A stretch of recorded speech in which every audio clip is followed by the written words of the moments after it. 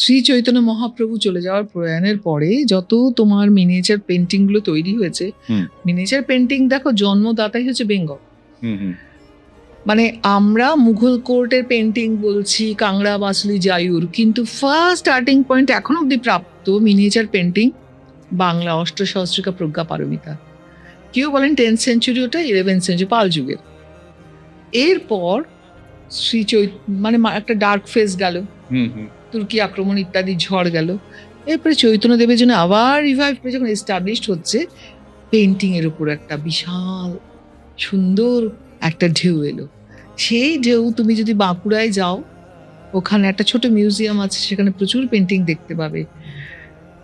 পাশাপাশি তুমি পটচিত্র, জড়ানো পট, চৌকো পট, হ্যাঁ, নানা রকম পটে রামের কথা আছে, রামায়ণ গানের কথা। অর্থাৎ চিত্রকারেরা বাড়ি বাড়ি ঘুরে রামায়ণের গান করে বেড়াতেন পট দেখিয়ে। এর পাশাপাশি পাঁচালি গান, ঘুঙুর পরে হাতে চামর নিয়ে মৃদঙ্গ মন্দিরের সঙ্গে রামায়ণ গান হতো।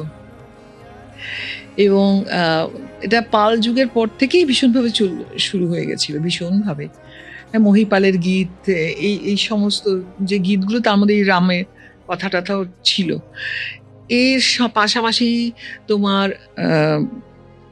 তুমি যদি গম্ভীরা দেখো, গম্ভীরাতে মুখা নাচ আছে হনুমানের, রাম লক্ষণের, হ্যাঁ, এগুলো রয়েছে। আর সবচেয়ে বিখ্যাত হচ্ছে রাবণ কাটা, বাঁকুড়া জেলার রাবণ কাটা। হাওড়া, বাঁকুড়া, ওই পুরো অঞ্চলটাকেই ভীষণভাবে, মানে কি বলবো, দক্ষিণবঙ্গের এই জায়গাটাকে রাবণ কাটা ভীষণভাবে বিখ্যাত। আর সবচেয়ে হচ্ছে ছৌ, রামায়ণের গল্পের উপর ভিত্তি করে সম্পূর্ণটাই প্রচুর ওহি রাবণের যুদ্ধ, মহি রাবণের যুদ্ধ, হয় না, তা না, রাম রাবণের যুদ্ধ, কি নেই সব। তো পুরো ওপর থেকে নিচে অবধি বাংলায় এধার থেকে ওধার। আরেকটা বিরাট গুরুত্বপূর্ণ, সেটা হচ্ছে জলপাইগুড়ি কুচবিহার জেলা কুষাণ গান, যেটা আসামেও কিছুটা আছে, যেটা বাংলা লাগোয়া বর্ডার ওরা, এবং সব জায়গায় প্রচারিত আসামের না, পুরো আপার আসামের নয়, দক্ষিণ আসাম যেটা বাংলা লাগোয়া সেই অঞ্চল, যেটা আমাদের উত্তরবঙ্গের কুচবিহার এবং জলপাইগুড়ি কুষাণ, লব কুশপালার নাচ গান। তো এত রকম, এবং গাজনের সময় আমার মনে আছে, তা ভীষণ মজা লাগবে শুনে। আমি তো গ্রাম বাংলা পাগলের মতো ঘুরে বেরিয়েছি গাজনে, শ্মশানে গিয়ে গিয়ে রাত্রিবেলা নাচ দেখেছি, সমানে গৌরীর জন্যই অফকোর্স। তো বনগার কাছে তোমার দত্তপুলিয়া, তার এখানে বিশাল মহাশ্মশান।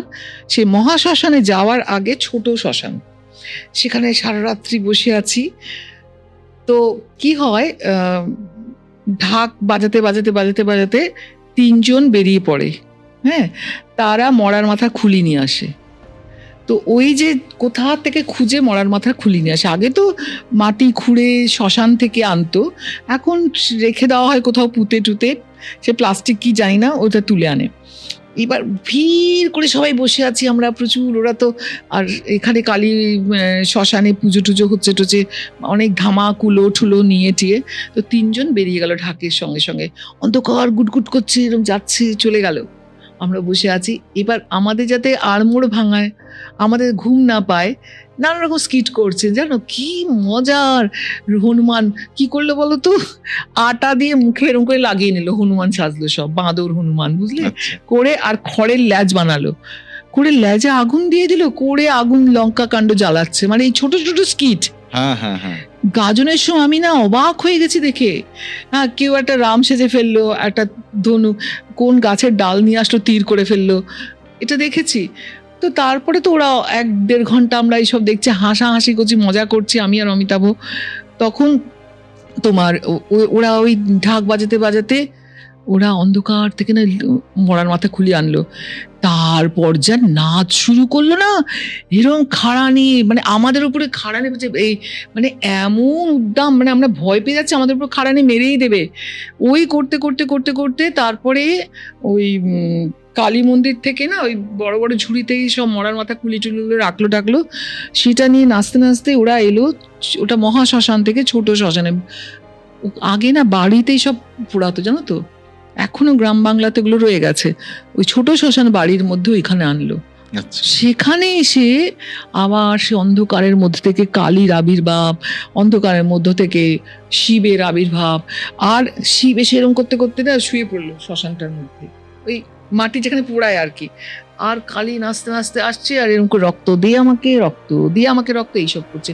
মানে অদ্ভুত সিচুয়েশন, কখনো রাম, কখনো লক্ষণ, এগুলো সব এই ছোট ছোট স্কিট, কিন্তু এগুলো মানে অর্থাৎ গ্রাম বাংলায় কি ছৌ থেকে শুরু করে আমাদের গৌড়ীয়তে আমরা রামায়ণ করি, আর এই ধরনের নানা রকম কুষাণ, তারপরে তোমার এই গাজনের সময়, তারপরে গম্ভীরাতে মুখা নাচে, গম্ভীরাতে, সব জায়গায় কিন্তু রাম ছবি আছে।